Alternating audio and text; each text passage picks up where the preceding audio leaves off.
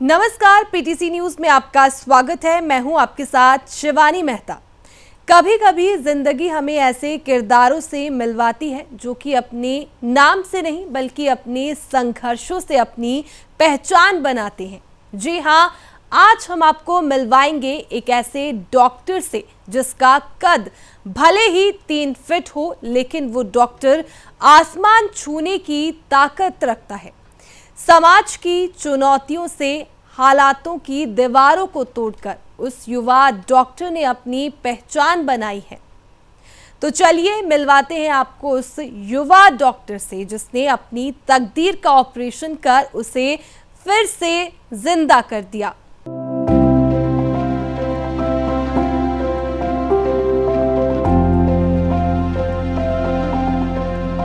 पच्चीस साल की उम्र, सिर्फ 3 फुट कद, 20 किलो वजन और दिल में ऐसा एहसास जो पहाड़ों से भी ऊंचा हो।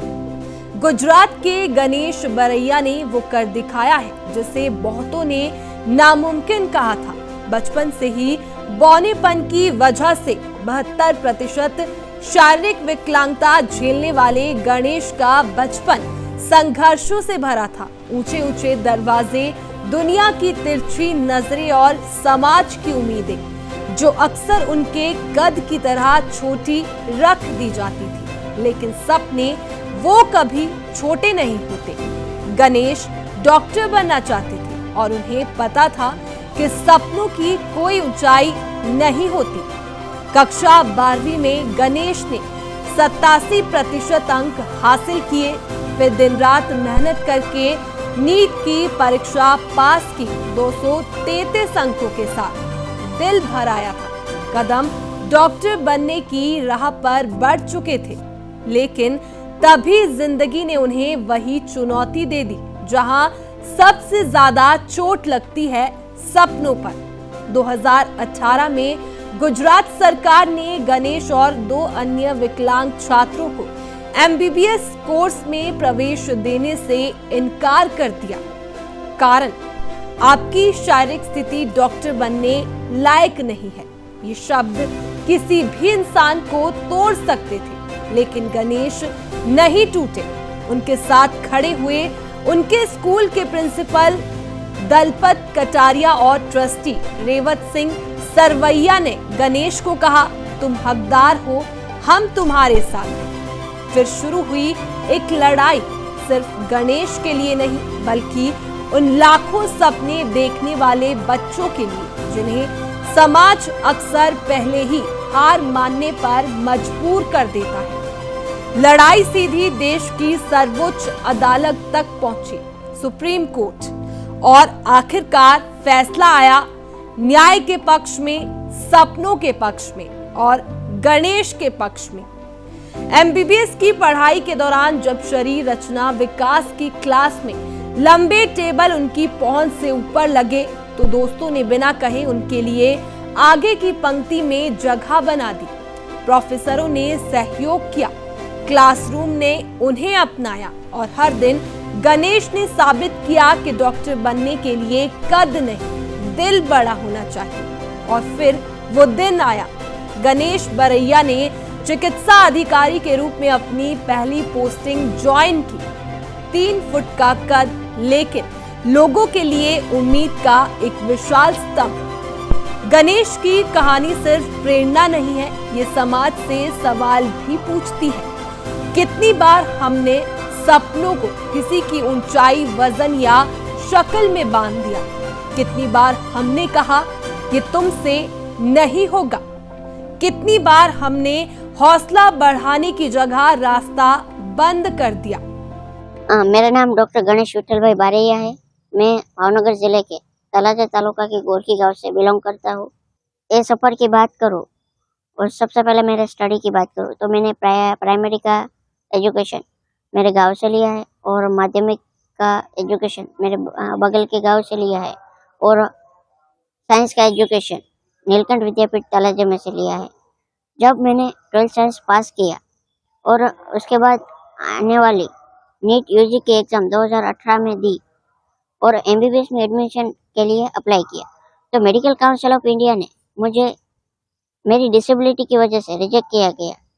उस टाइम में खूब बहुत ही डिसअपॉइंटमेंट हुआ और मैंने ये रिजेक्शन की बात मेरे प्रिंसिपल नीलकंठ विद्यापीठ तलाजा के प्रिंसिपल डॉक्टर दलपत भाई कातरिया और रेवती सरवैया से की। तो उन्होंने ये बोला कि हमने तुझे एक डॉक्टर बनने का सपना दिखाया है, तो हम उनको पूरा करने की पूरी कोशिश करेंगे। इसलिए हम गुजरात हाईकोर्ट में केस दाखिल कर रहे हैं। तो उन्होंने गुजरात हाईकोर्ट में केस दाखिल किया।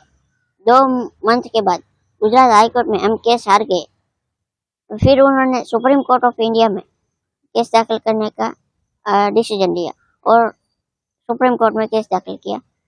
4 महीने के टाइम में सुप्रीम कोर्ट का जजमेंट आया 22 अक्टूबर 2018 को कि आपको एमबीबीएस में एडमिशन मिल सकता है और उसकी आपकी डिसेबिलिटी की वजह से आपको कोई रोक नहीं सकता। और तब तक मेडिकल की एडमिशन की प्रोसेस कंप्लीट हो गई थी 2018 में। तो सुप्रीम कोर्ट ने जजमेंट दिया कि आपको 2019 में नीट की एग्जाम दिए बगैर एमबीबीएस में एडमिशन मिलेगा। इसलिए आपके लिए 2019 में एक सीट रिजर्व रहेगी। तो मैंने 1 अगस्त 2019 को गवर्नमेंट मेडिकल कॉलेज भावनगर में एमबीबीएस में एडमिशन लिया और ऐसे मेरी एमबीबीएस की जर्नी स्टार्ट हुई और फरवरी 2018 में मेरा एमबीबीएस कंप्लीट हुआ और अभी मुझे मेडिकल गुजरात सरकार के नियम अनुसार 1 साल के लिए बॉन्डेड मेडिकल ऑफिसर की ड्यूटी आती है। तो इसकी पोस्ट पे मुझे सर्टी जनरल हॉस्पिटल में मेडिकल ऑफिसर की पोस्ट पे नियुक्त किया गया है। पेशेंट को चेक करने में थोड़ी बहुत दिक्कत रहती है कि अगर कोई पेशेंट अनकॉन्शियस हो यानी कि बेहोश हो तो उनको ट्रीट करने में थोड़ी बहुत प्रॉब्लम रहती है। पर जो पेशेंट कॉन्शियस है तो उनको वो भी कोऑपरेट करते हैं और ऐसे उनको आसानी से ट्रीट कर सकता हूँ। कई तरह के फीडबैक मिलते हैं, कभी कभी पॉजिटिव फीडबैक मिलते हैं, कभी नेगेटिव भी मिलते हैं। और कभी कभार ऐसा होता है कि पेशेंट बोलते हैं कि मैं इनके पास ट्रीट नहीं कराऊंगा, तो कोई दूसरा डॉक्टर आके उनको ट्रीट करता है। पर मैंने कभी उन पे कोई गुस्सा या क्या डिसअपॉइंट नहीं हुआ। शायद उनके भी अलग ही थॉट होंगे और जो नेगेटिव लोग होते हैं उनको कभी पॉजिटिव हो ही नहीं सकते। तो ऐसे रेयर ही केस होते हैं जो नेगेटिव फीडबैक देते हैं, but mostly patient positively behaviour करते हैं और पॉजिटिवली फीडबैक देते हैं और अच्छे से कोऑपरेट करते हैं। आज गणेश कहते हैं कि सपनों की राह में सबसे बड़ी रुकावट शरीर नहीं बल्कि सोच होती है। ये कहानी हमें बताती है कि अगर आपके सपने बड़े हो और हौसला मजबूत हो तो आप कुछ भी हासिल कर सकते हैं।